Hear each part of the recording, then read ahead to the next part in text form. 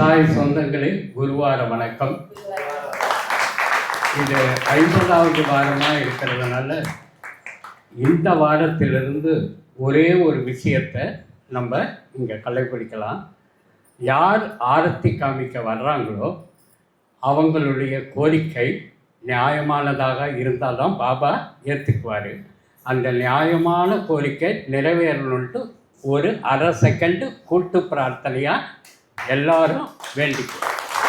இனிமேல் ஒவ்வொரு வாரமும் யார் ஆரத்தி காமிக்கிறாங்களோ அவங்களுடைய பிரார்த்தனை நிறைவேற்று கொடு பாபான்ட்டு நம்ம எல்லாரும் சேர்ந்து கேட்போம்.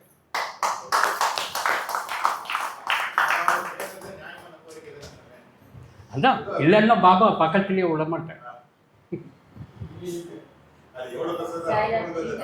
இன்னிலிருந்து ஆரம்பிச்சலாம் 50வது வாரம். அதான் அதுக்காக தான் இந்த 50வது வாரத்திலிருந்து இது துவங்கும். யாருடைய கோரிக்கையும் நிறைவேறும். உன்னுடைய பேர் ஒரு முறை சொல்லிட தங்கம். மோனிகா. மோனிகாவுடைய வாழ்க்கையில் திருமணம் நல்லபடியாக நடக்கணும்னு வந்திருக்காங்க. அதனால் எல்லாரும் வேண்டிக்குவோம்.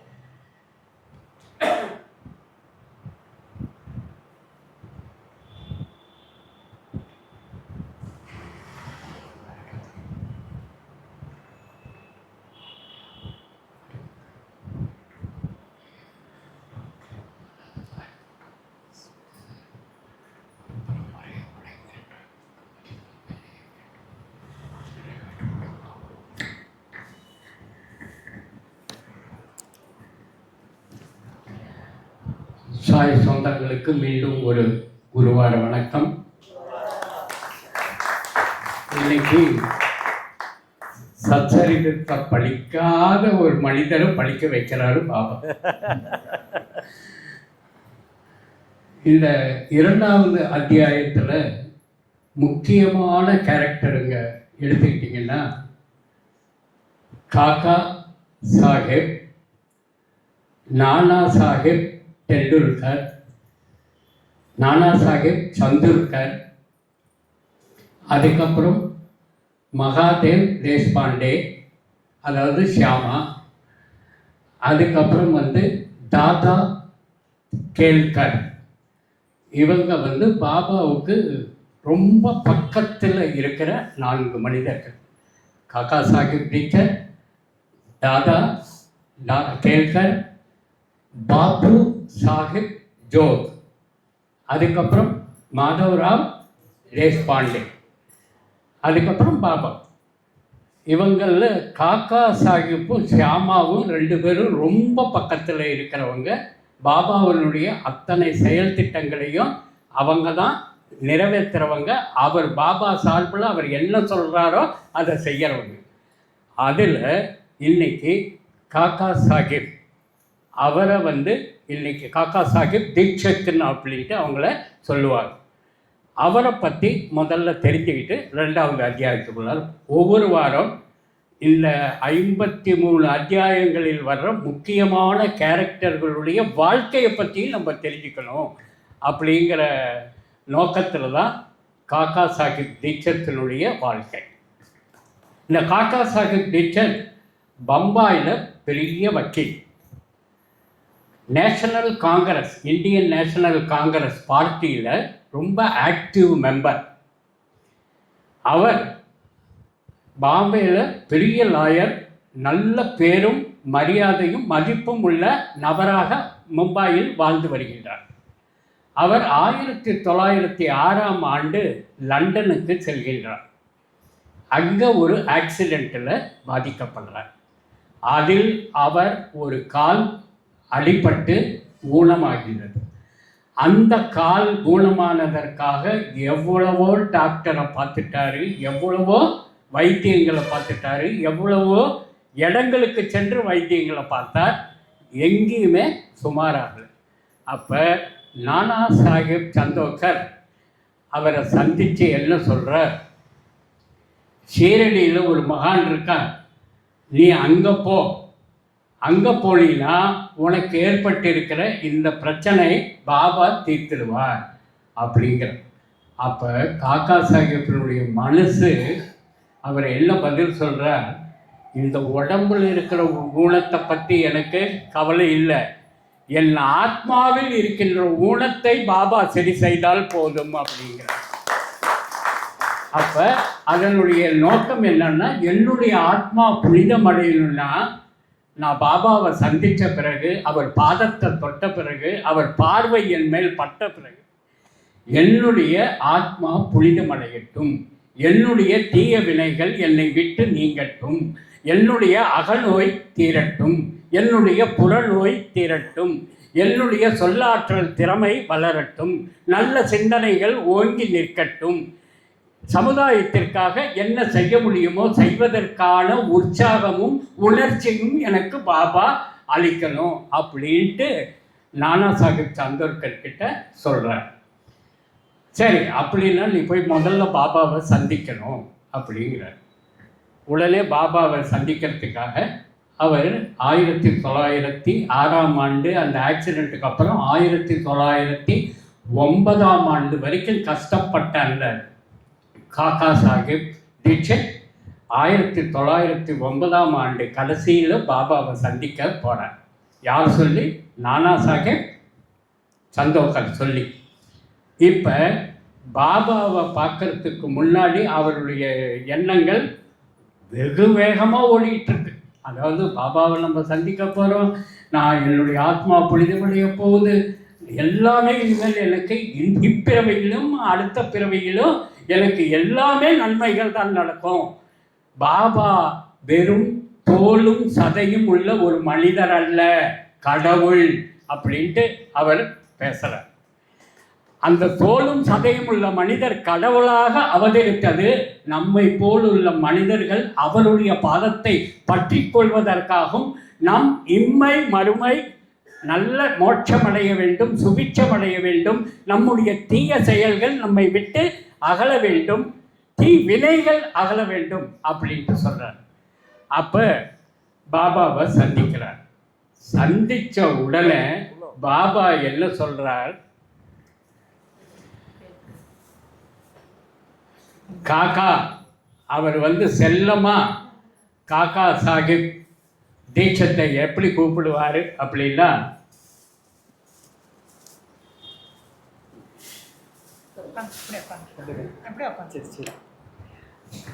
காக்கா சாஹிப்பை எப்படி கூப்பிடுறாரு பாபான்னா, லங்கடா காக்கா மாமா அப்படின்ட்டு செல்லமாக கூப்பிடுவார். அதாவது லங்கடான்னா கால் பிரச்சனை இருக்கிற மனிதன், லங்கடாக்கா மாமா அப்படின்ட்டு காக்கா அப்படின்ட்டு செல்லமாக கூப்பிடுவார்.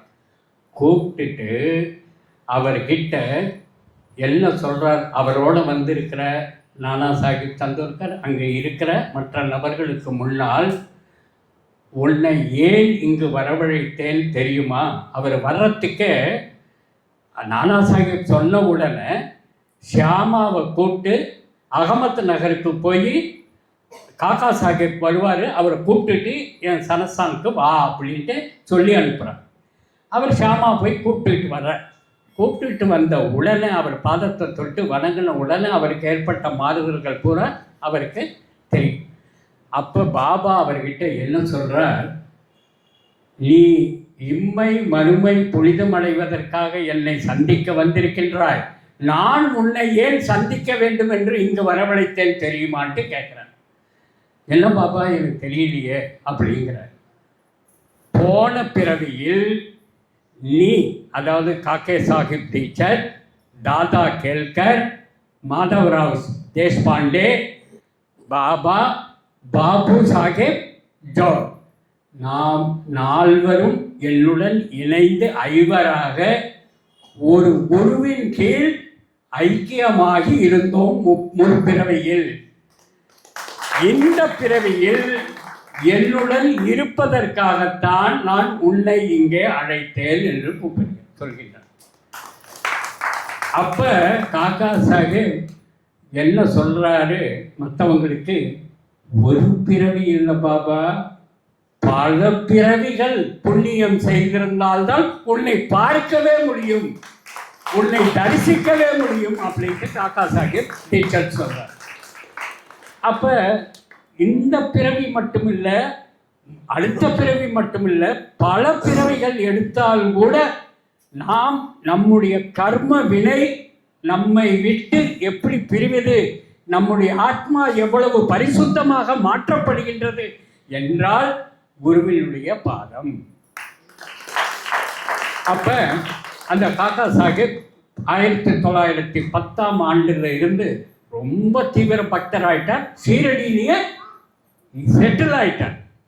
அந்த ஊரை விட்டு நான் போக மாட்டேன், சீரடியிலே பாபாவோடு தான் இருப்பேன்ட்டு அங்கேயே தங்கிட்டார். 1910ஆம் ஆண்டிலிருந்து டிசம்பர் மாதம் தான் தங்குவதற்காக ஒரு வாடா கட்டுகிறார்.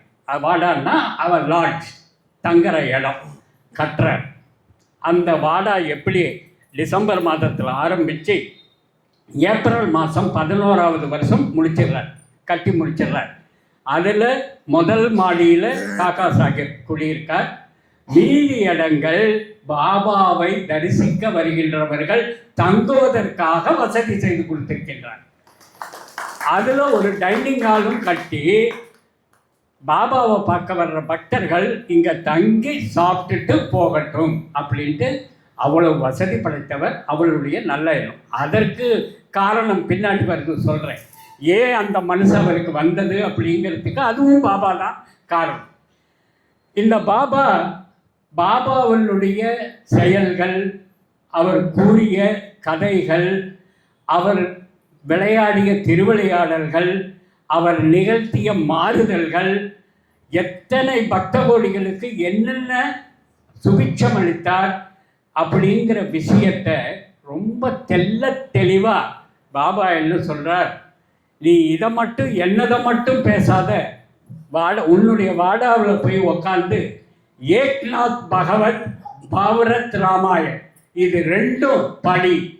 நான் இங்கே வர்ற பக்தர்களை உன்னுடைய வாடாவுக்கு அனுப்புகிறேன். அவர்களுடைய கேள்விகளுக்கு இந்த 2 புராணங்களிலும் கிடைக்கும் பதிலாக ஏக்நாத் பகவத் பாவரத் ராமாயண் இது ரெண்டும் நீ படிக்கணும் உன்னுடைய வாடாவில் தினமும். இங்கே வர்ற பக்தர்களை நான் அனுப்புகிறேன் அப்படின்ட்டு அனுப்புகிறேன். அவர்கள் அதை கேட்டு புனிதமடைகின்றார்கள். அவர்களுடைய மனதிலே இப்போ பாபா செவிவழி செய்தியில் நமக்கெல்லாம் எப்படி ஆன்சர் கிடைக்குது, பதில் கிடைக்குது நம்ம கேள்விகளுக்கு, அது மாதிரி அங்கே வர்ற பக்தர்களுக்கு இங்கே போங்கன்ட்டு பாபா சொல்லி அனுப்பி அவர்களுக்கு தேவையான கேள்விகளுக்கு, அவர்கள் மனதிலே எழுகின்ற சிந்தனைகளுக்கு பதில் அங்கே இந்த 2 பாகவதத்திலேயும் கிடைக்குது. சரி, இந்த 2 பாகவதங்களை சொல்லிட்டு இருந்துட்டு அதுக்கப்புறம் நான் என்ன பண்ணட்டும் பாபா, நான் என்னுடைய கடமை வேற என்ன அப்படிங்கிறார். அப்போ அவர் என்ன சொல்கிறார், நீ பெரிய லாயர் மட்டும் இல்லை, ஒரு திறமையான அட்மினிஸ்ட்ரேட்டர். நீ திறமையாக எதையும் நடத்துகின்ற திறமை உனக்கு இருக்குது. அதனால் நான் இருக்கும் பொழுது சனஸ்தானத்தை நிறுவி அதனுடைய முதல் ஹானரரி செக்ரட்டரியாக நீ இருந்து அந்த சனஸ்தானத்தை நிர்வகிக்கணும்ட்டு உத்தரவு போடுறார். அந்த சனஸ்தானத்தில் நிர்வகிக்கிறப்ப சாய் லீலாங்கிற பத்திரிக்கை 1923ஆம் வருஷம் துவங்குறார். அதில் அவர் என்ன சொல்கிறார், பாபாவுடைய அத்தனை விளையாடல்கள், அத்தனை பிரபாவங்கள் அத்தனையும் அவருக்கு அதில் கிடைக்குது சொல்கிறார். எவ்ரி மந்த்து சாய் லீலாவில் எழுதுகிறார். 1923ஆம் வருஷம் வரைக்கும் பாபாவோட ஐக்கியமாய் தான் சாய் லீலாவில் எழுதுனதோடு இல்லாமல் அந்த சனஸ்தானத்தினுடைய முதல் செக்ரட்டரியாக நிர்வாகம் செஞ்சு கணக்கு வழக்குகளை ஒழுங்குபடுத்தி அதனுடைய நிர்வாகத் திறமையை அங்கே அவருடைய நிர்வாகத் திறமையை காண்பித்தார். 1926ஆம் ஆண்டு காக்கா சாஹிப் இறக்கிறார். இது காக்கா சாஹிப் பாபாவுக்கு பக்கத்தில் காக்கா சாஹிப் தீக்ஷத் அண்ட் மாதவராவ் தேஷ்பாண்டே இந்த 2 பேர் தான் முக்கிய நபர்கள். அதில் காக்கா சாஹிப் தீக்ஷத் யாருன்ட்டு இன்றைக்கி தெரிஞ்சுக்கிட்டீங்க. அது மகாதாவ் தேஷ்பாண்டே, தாதா கேல்கர், நானா சந்தோர்கர் எல்லாத்த பற்றியும் ஒவ்வொரு அத்தியாயம் சொல்கிறப்ப அவர்களுடைய வாழ்க்கை, அவங்க எப்படி இங்கே வந்தாங்க, எதுக்காக வந்தாங்க, பாபா எதுக்காக கூப்பிட்டாரு, என்ன அவங்களுக்கு ஏற்பாடு செஞ்சாரு, கொடுத்தாருங்கிறத பற்றி பேசுவோம். இப்போ அத்தியாயம் 2ற்குள் செல்வோம். அத்தியாயம் 2ல் பாபா என்ன சொல்கிறாரு அப்படின்னா, பாபாவை பற்றி ஹேமத் பந்த் எழுதிய மராத்திய மூல நூலில் கடைசி அத்தியாயத்தில் என்ன சொல்கிறாரோ அது அத்தியாயம் 2ல் சொல்கிறேன். கடைசி அத்தியாயத்தில் நீங்கள் படித்தா உங்களுக்கு என்ன கிடைக்குமோ அது இந்த 2வது அத்தியாயத்தில் விரிவாக நான் கொடுத்துருக்கேன் அப்படிங்கிறேன். அப்போ இந்த அத்தியாயத்தை படிக்கிறதுக்கு என்ன காரணம், அப்படி மூல நூலில் என்ன சொல்லியிருக்காரு அப்படிங்கிறது முன்னுரையாக கொடுக்குறார். அதில் என்ன சொல்கிறார், இதை எழுதுறதுக்கும் ஒரு தகுதி வேணும், எழுதுறதே பாபா, இதை படிக்கிறதுக்கும் ஒரு தகுதி வேணுங்கிற. இந்த சச்சரிதத்தை எல்லாராலையும் படிக்க முடியாது, இந்த படிக்கிறதுக்கும் ஒரு தகுதி வேணும். அந்த தகுதி உனக்கு உருவாக்கி கொடுப்பவர் பாபா. அப்ப இந்த சத்சங்கத்தில் நான் ஹேமத் பந்த் நான் என்னென்ன எழுதணும் எப்படிங்கிறது எனக்கு புரியல அப்படின்ட்டு வரிசையாக வர்றார். ஆனால் அதுக்கு முன்னாடி அந்த ஹேமத் பந்துக்கு ஒரு புத்துணர்ச்சி எங்கே கிடைக்குது அப்படிங்கிறப்ப, அவர் வந்த உடனே அந்த கோதுமை மாவை அரைச்சி முதல் அத்தியாயத்தில் அந்த ஊரை கால்ரா நோயிலிருந்து காப்பாற்றினதை பார்த்த உடனேயே ஹேமத் பந்துக்கு ஒரு உற்சாகம் சொல்லிடுச்சு. பாபா ஒரு ஊரையே காப்பாற்றுறார் ஒரு கோதுமை மாவை அரைச்சி கொடுத்து. அப்போ பாபா கிட்ட நிறைய விஷயங்கள் இருக்குது, ஆனால் அதை நமக்கு புரிஞ்சிக்கிற தகுதி இருக்கா, எனக்கு அந்த தகுதி இருக்கான்ட்டு ஹேமத் பந்த் அவருக்குள்ளாரையே கேள்வி கேட்டுக்கிறார். அப்போ கேள்வி கேட்குறப்ப அவர் என்ன சொல்கிறார், நாம் பாபாவை எழுதுறதுக்கு வேதமெல்லாம் சொல்ல முடியாத ஒரு ஞானி, வேதத்திற்குள்ளாரையே அடங்காத ஞானிங்கிற. அதுக்கப்புறம் 7 கடல் ஆழத்தையும் அளந்தெல்லாம் பாபாவினுடைய உள்மனதனுடைய ஆழம் நம்மளால் கண்டுபிடிக்க முடியாதுங்கிறார்.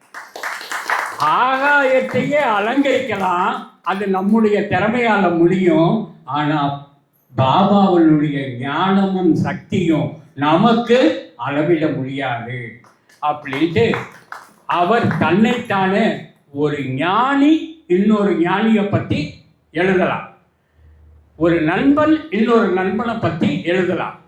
நானே என்னை பற்றி அறிந்து கொள்ள இன்னும் நான் யார் என்பது எனக்கு தெரியாத பொழுது நான் ஒரு பெரிய ஞானியை பற்றி எப்படி எழுத முடியும் என்று ஒரு பெரிய ஐயப்பாடு அவருக்குள்ள கேள்வியாக கேட்டுக்கிட்டு இருக்கேன். அப்படி கேள்வியாக கேட்டுக்கிட்டு இருக்கிறப்ப அவருக்கு ஒரு பதில் என்ன அப்படின்னா, நிச்சயமாக ஹேமத் பந்த் உன்னை ஏன் பாபா அழைத்தார்ட்டு உனக்கு தெரியுமா? அப்ப ஞானேஸ்வர் மகராஜ் அப்படின்ட்டு இருக்கார். அந்த ஞானேஸ்வர் மகராஜ் என்ன சொல்றார், ஹேமத் பந்த் நீ நான் என்ற முதல் அகங்காரம் ஆணவத்தை அழித்துவிடு, உன்னை பாபாவின் வாழ்க்கை வரலாறு உன்னை எழுத வேண்டும் என்று அவர் விரும்பியதால் தான் நீ இங்கே வர முடியும், இல்லை என்றால் நீ இங்கே வர முடியாது. அப்ப பாபா தோல் சதை ஆன உடல் மட்டுமல்ல கடவுள். அப்ப கடவுள் விரும்புவதால் உன்னை ஒரு கருவியாக பயன்படுத்துவதற்காகத்தான் உன்னை இங்கே அழைத்திருக்கின்றாரோ தவிர உனக்கு நான் எழுதுகின்றேன் என்ற அகந்தை இருந்தால் அது எழுத முடியாது. அது பாபாவினுடைய கட்டளை. முதலில் உன்னுடைய அகம்பாவத்தை எடுத்து வை பாபாவின் பாதத்தில். அப்ப ஞானேஸ்வர் மகராஜ் அது எப்படி பாபா தனக்குத்தானே ஒரு சுதந்திரம் எனக்கு இல்லாமல் நான் எப்படி செயல்பட முடியும், நான் எதை யோசித்து நான் எழுத முடியும், அப்படின்ட்டு பல விவாதங்கள், பல கேள்விகள் யாருக்கிட்ட, பாலே சாஹேப் பட்டேல் அவர் கேட்டுக்கிட்டே இருக்கார். அதெல்லாம் பாபா அங்கே கேட்டுக்கிட்டே இருக்கார். அதுக்குள்ளார இந்த ஞானேஸ்வர் மகராஜ் என்ன சொல்கிறார், உனக்கு கடவுள் பாபா விரும்பியதால் நீ ஒரு கருவியாக இந்த சச்சரிதத்தை எழுதப் போவதற்கு முன் 1700ஆம் ஆண்டில் கவி பகிபதி என்பவர் ஒரு ஞானியினுடைய வரலாற்றை எழுதியுள்ளார். ஆனால் அவர் எழுதவில்லை, அந்த ஞானியினுடைய ஆத்மா அவருள் புகுந்து எழுதியது, தெரிந்து கொள். அதே போல தாஷ்கனு என்கின்ற ஒருவர் மகராஜ், அவரும் பாபாவை பற்றி 1800ஆம் ஆண்டு எழுதியுள்ளார். இவர் இரண்டும் எழுதியது என்ன, தாஷ்கனுவும் பகிபதியும் எழுதியது, முன்னவர் பின்னவராக எழுதியது என்னவென்றால், பக்த விஜயம் சந்த விஜயம்ங்கிற 2 நூலும், பக்த லீலா அமிர்த் சந்த லீலா அமிர்த் என்கின்ற 4 நூல்களை இந்த இருவர் 1700லும் 1800லும் எழுதுகின்றார். இந்த 2 நூல்களிலும் அவர்கள் யார் எந்த ஞானியை குருவாக ஏற்றார்களோ அந்த ஞானியை பற்றி விரிவாக அதில் எழுதியுள்ளார்கள். அப்படியாப்பட்ட அந்த காலத்திலேயே பாபாவை பற்றி எழுத வேண்டும் என்கின்ற எண்ணத்திலே சந்தக விஜயத்தில் சந்த கதா அமிர்தத்தில் பாபாவினுடைய அத்தியாயம் 31, 32, 33வது பகுதியிலே பாபாவை பற்றி எழுதியுள்ளார் தாஷ்கனு மகராஜ். அது மட்டும் இல்லை, 11, 12, 17 அத்தியாய தொகுப்புகளில் சாய் லீலாவிலும் எழுதப்பட்டுள்ளது. இந்த மாதிரி நீ எழுதுகின்றாய் என்று நினைத்து கொண்டிருந்தால் அது நடக்காது. தன்னால் முடியாது, தனக்கு தகுதி இல்லை என்கின்ற எண்ணத்தை விட்டு பாபா உன்னுள் இருந்து உன்னை ஒரு கருவியாக பயன்படுத்துகின்றார் என்கின்ற உண்மையை நீ உணரும் பொழுது அந்த சச்சரிதம் முழுமையாக இடம்பெறும் அப்படின்ட்டு சொல்கிறார். அப்போ அவருக்கு தன்னை பற்றி சந்தேகம், தனக்கு தகுதி இல்லைங்கிற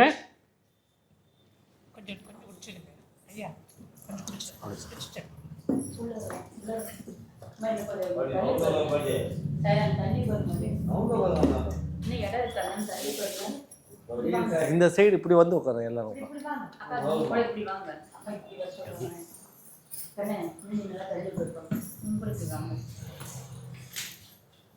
தன்னை பற்றி தனக்கு நான் எழுத முடியுமா அப்படிங்கிறதுக்கு இந்த விளக்கம் பாபா கொடுத்தார். அதே மாதிரி ஞானேஸ்வர் மகராஜும் 1700 1800 யார் யார் எந்த ஞானியை பற்றி எழுதுனாங்க, பாபாவை பற்றி எழுதுனாங்க. அதோடு இல்லாமல் இவருக்கு இன்னும் சில எக்ஸாம்பிள்ஸ், அதாவது உதாரணங்களை கூறுறாங்க. அதாவது பந்தராவில் சாவித்ரி ரகுநாத் டெண்டுல்கர் என்கின்ற அம்மா சாய்நாத் பஜனை மாலா அப்படின்ட்டு ஒரு பதிப்பகத்தை வெளியிடுறாங்க. அதில் சாயினுடைய விளையாடல்கள், கதைகள், அறிவுரைகள், செய்திகள் எல்லாமே அதில் இடம்பெற்றிருக்கு. அதை தாண்டி இப்படி வந்தால் தாஷ்கனு மகராஜ் ஏற்கனவே 31, 32, 33 எழுதியிருக்காருன்ட்டு சொல்லும். அதுக்கப்புறம் குஜராத்தில் அமிதாஸ் பவானி மேத்தா என்கின்ற கவிஞர் பாபாவை பற்றி எழுதியிருக்கார், அவருடைய பிரபாவங்களை பற்றி. அதே போல் தாஷ்கனு மகராஜ் எழுதியிருக்கார். தட்சண பிக்ஷா சனஸ்தான் அப்படிங்கிற ஒரு சனஸ்தானும் பாபாவினுடைய திருவிளையாடல்களை பற்றி நிறைய எழுதியிருக்காங்க. உடனே ஹேமத் பந்த், இத்தனை பேர் இவ்வளவு எழுதியிருக்காங்க, இன்னும் ஒரு சச்சரிதம் நான் எழுதட்டுமா? அப்போவும் அவருடைய அகங்காரம் இன்னும் போகல. இன்னும் ஒரு சச்சரிதம் பாபாவை பற்றி எழுதுறதுக்கு என்ன இருக்குது? நான் எழுதுனா அதற்கு என்னுடைய தகுதி என்ன கேவலமாக மதிப்பிட மாட்டாங்களா? எனக்கு தகுதி இல்லாதவனா நான் நினைக்கிறேன்னு அப்படின்ட்டு இன்னும் அவருக்கு அந்த நாளுங்கிறது போகலை. அப்போ அவர் என்ன சொல்கிறார், பாபா உனக்கு ஹேமத் பந்த் என்கின்ற எதற்காக இந்த பட்டத்தை உனக்கு அளித்தேன் அப்படிங்கிறதும் முதல்ல நீ உணர்ந்து போங்கிற. அப்போ ஹேமத் பந்துன்ட்டு எனக்கு ஏன் பேர் வச்சாரு பாபா அப்படின்ட்டு யோசிக்க ஆரம்பிக்கிறார். அதாவது யாதவ குல மன்னர்கள் ராமதேவ் மகாதேவ்ங்கிற 2 மன்னர்கள் தேவகிரிங்கிற நாட்டை ஆண்டுகிட்டு வர்றார். அந்த நாட்டினுடைய மந்திரி ஹேமத்ரியா பந்த் அவர் தான் அந்த நாட்டினுடைய மந்திரி. அவர் திறமையான புத்தி கூர்மை உடையவர். மராத்தி மொழியில் கவிதைகள் பிரமாதமாக எழுதுகிறவர். அதோடு இல்லாமல் மராத்திய மொழியினுடைய சுருக்கெழுத்தை உருவாக்கியவர் அவர்தான். அப்படியாப்பட்ட அவரை எனக்கு போய் கம்பேர் பண்ணி பாபா எனக்கு என்ன தகுதி இருக்குன்ட்டு இந்த ஹேமத் பந்துங்கிற பெயரை எனக்கு கொடுத்தாருன்ட்டு ஒரு நிமிஷம் யோசிக்கிறப்ப நான் எனக்கு அப்படிங்கிற அகங்காரத்தை பாபாவினுடைய பாதத்தில் சமர்ப்பிக்கிறேன். இனிமேல் இப்படி ஒரு பட்டத்தை இதுக்காகத்தான் பாபா எனக்கு என்னை இங்கு வரவழைத்து ஹேமத் பந்துங்கிற இந்த பட்டத்தை எனக்கு அளித்து என்னுடைய தகுதியை எனக்கு என்னான்ட்டு புரிய வச்சாரா பாபா. அதனால பாபா உன் பாதத்தில் நான் சரணமடைகின்றேன்ட்டு சரணமடைத்தார். அதோடு இல்லாமல் அந்த காக்கா சாஹிப் தீட்சத் வாடாவில் அப்போ சாடே வாடான்ட்டு ஒரு சத்திரமும் காக்கா சாஹிப் வாடா பின்னாடி முதல்ல சாடே வாடா, அதுக்கப்புறம் தான் 1911 காக்கா சாஹிப் வாடா தீட்சத் வாடா அதுக்கு பேர். இங்கே தீட்சத் வாடாவில் தான் இந்த சச்சரிதம் எழுதுறதுக்காக தங்கி இருந்தார். யார்? ஹேமத் பந்த். இந்த மாதிரி நடந்துட்டு இருக்கிறப்ப பாபா பல கேள்விகளை அவருக்கு வைக்கிறார். அதாவது உன்னுடைய அகம்பாவத்தை என் பாதத்தில் சமர்ப்பிச்சிட்டீங்கன்னா அறவழியில் வாழ்கின்ற யாராக இருந்தாலும் நேர்மையான முறையில் வாழ்க்கை நடத்துகின்றவர்கள் யாராக இருந்தாலும் அவர்கள் வீட்டிலேயே நான் பணிபுரிவேன்ட்டு பாபா சொல்றார். நேர்மையான வழியில் அறநெறியில் எந்த காரியம் எவன் ஒருவன் செய்கின்றானோ அவன் வீட்டில் ஓயாமல் பணிபுரிவதற்கு நான் இருக்கின்றேன். அப்படி இருக்கும் பொழுது ஹேமத் பந்த் நீ எழுதுகின்ற என் சச்சரிதத்திற்கு என்னுடைய பக்தர்கள் நான் எழுத வேண்டும் என்கின்ற விரும்புகின்றபடியால் உன்னுடைய வீட்டில் பணிபுரிவதற்காக உனக்குள் நான் புகுந்து என் சுயசரிதையை நான் எழுதப் போகின்றேன். இந்த மாதிரி பண்ணிட்டு இருக்கிறப்ப காக்கா சாஹிப் கிட்ட பாலா சாஹிப் பாடகிட்ட இவர் நிறைய பிரச்சனைகளை பற்றி விவாதம் பண்ணிக்கிட்டே இருக்கார். எனக்கு எதுக்கு குரு தேவை, என்னுடைய நண்பனுடைய மகன் உடம்புக்கு முடியாமல் படுத்துக்கிட்டு இருக்கான், அப்போ எல்லா டாக்டர்ஸுகளும் பார்த்து கைவிட்டாங்க, அவனுக்குன்னு இருக்கிற குருவை வரவழைச்சி பார்க்க சொன்னான். வைத்தியம் பார்த்தா குரு பார்த்தா பொழைச்சிடுவாருன்ட்டு அந்த குருவும் கைவிட்டு விட்டார். அப்போ எதற்காக ஒரு குரு நமக்கு தேவைன்ட்டு பாலா சாஹிப் பாடேகிட்ட நிறைய விவாதங்களை வைக்கிறார். இது பாபாவுக்கு தெரியாமல் இருக்குமா? இவர் பாபாவை சந்திக்க போகிறப்ப காக்கே சாஹாப் உன்னுடைய தீட்சத் வாடாவில் பாலே சாஹாப் பாடவும் இவரும் ஹேமத் பந்தும் என்ன உரையாடல் உனக்கு தெரியுமா அப்படின்ட்டு என்ன பாப்பா நடந்தது. அப்போ எல்லாம் சொல்கிறார். அப்போவே இவர் ஐயோ தீட்சத் வாடா எங்கே இருக்குது, இவர் அங்கே பேசினதை சொல்கிறாரு. அப்போ பாபா உலகத்தில் அணுகின்ற அத்தனையும் அவர் இல்லாமல் அசையாது, ஒரு அணு கூட அவர் இல்லாமல் அசையாது. அப்போ பாபாவை வணங்குறதுனால நாம் என்ன பெற முடியும் அப்படின்ட்டு சொல்கிறாரு ஹேமத் பந்த் சச்சரிதத்தில். என்ன? அஷ்டாங்க யோகம், பிரம்மம் ஐக்கியம், யோக பேரின்பம், இது 3 கிடைக்குங்கிற. பிரம்ம ஐக்கியம்ங்கிறது நம்முடைய ஆத்மா உலக பிரபஞ்சத்தினுடைய ஐக்கியமாவது தான் பிரம்மம். உலக பிரம்மங்கிறதோட நம்முடைய ஆத்மா ஐக்கியமாவது பிரம்மத்துடன் ஐக்கியமாதல். அஷ்டாங்க யோகம் அது என்ன? பதஞ்சலி முனிவரால் ஒரு மனிதன் யோக நிலையை அடைவதற்கு 8 பகுதிகளாக பிரிக்கப்பட்டு யோகத்தை வடிவமைத்துள்ளார். அந்த அஷ்டாங்க யோகமும் உனக்கு கிடைக்கும். அதுக்கப்புறம் யோக பேரின்பம். இது ரெண்டும் எப்படி கிடைக்கும் அப்படிங்கிறப்ப அதுக்கு என்ன சொல்றார்? பாபாங்கிறது ஒரு பெரிய பெருங்கடல். அந்த கடலுக்குள்ளார மூழ்கி முத்துங்கிற முத்துவை, ஞானம் சக்திங்கிற 2 முத்துவை நாம் எடுத்துக்கிட்டு வெளியில வர்ற மாதிரி பாபாவினுடைய நம்பிக்கை பொறுமை என்கின்ற 2 முத்துக்களும் ஞானமும் சக்தியும் வடிவமாக நமக்கு கிடைக்கும் அப்படின்ட்டு சொல்றார். அது மட்டுமல்ல, அவர் கொடுக்கின்ற இன்னொரு விளக்கம் என்ன தெரியுமா? காக்கே சாஹாப் இவங்களெல்லாம் வச்சுக்கிட்டு சொல்றார், யாராவது பாபா சொல்லத்தான் செவிவழி செய்தியில் யாராவது இல்லையா மற்றவர்களை பற்றி குறை பேசினாலும், மற்றவர்களை பற்றி இழிவாக பேசினாலும் எனக்கு என் உதிரத்திற்கு நீங்கள் வழியை தருகின்றீர்கள் என்பதை புரிந்து கொள்ளுங்கள். எல்லோரையும் சமமாக நேசியுங்கள் அப்படிங்கிறப்ப உடனே இவருக்கு இருந்த அந்த நானுங்கிற அகம்பாவம், காக்கே சாஹிப்க்கு தீட்சத்துக்கு இருந்த அந்த கோபம், ரொம்ப ஷார்ட் டெம்பர்ட்மானா காக்கா சாஹிப், அவருக்கு இருக்கிற கோபம் போய் அந்த வாடேவிலேயே வில்லே பார்லேன்ட்டு ஒரு இடம் இருக்குது. அங்கே அவங்க சாப்பிட்றப்ப பூனைகளும் நாய்களும் ஓடி வந்து அவங்க சுற்றி உட்காந்து சாப்பிட வைப்பாங்களாம்.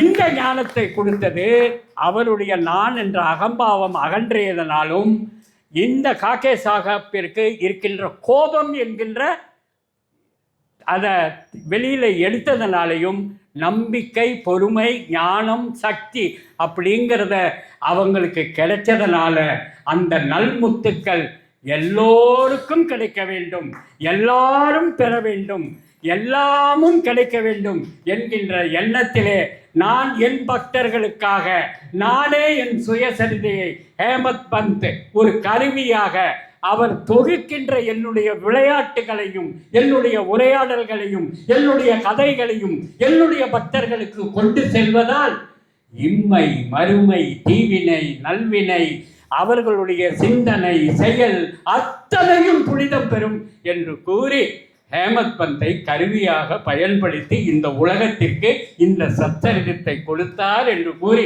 என் உரைக்கு திரையிடுகிறேன். எல்லாம் சாய் பார்த்துக் கொள்வார், எல்லாம் சுமையும் சாய் சுமப்பா, விடுதலை உனக்கு அளிப்பார் ஸ்ரீ சாயி, விடுதலை உனக்கு அளிப்பார் ஸ்ரீ சாயி, வருத்தத்தை விடு பொறுமையாய் இது வழி சொல்வார் ஸ்ரீ சாயி, எல்லாம் சாயி, எல்லாம் சாயி பார்த்துக் கொள்வார், எல்லாம் சுமையும் சாய் சுமப்பா, விடுதலை உனக்கு அளிப்பார் ஸ்ரீ சாயி, ஸ்ரீரடி போர் வேப்பமரம் சாய்ராமர் அருளினா அதனிலைகள் தேனாக இனிக்க துவங்கியது உண்மை, அங்கே ஒரு கிணற்றில் உப்பு நீரை கொடு நீர ஆகை செய்தவர் சாய் தெய்வமே ஸ்ரீ சாயி, எல்லாம் சாயி, எல்லாம் சாய் பார்த்துக் கொள்வார், எல்லாம் சுமையும் சாய் சுமப்பா, விடுதலை உனக்கு அளிப்பார் ஸ்ரீ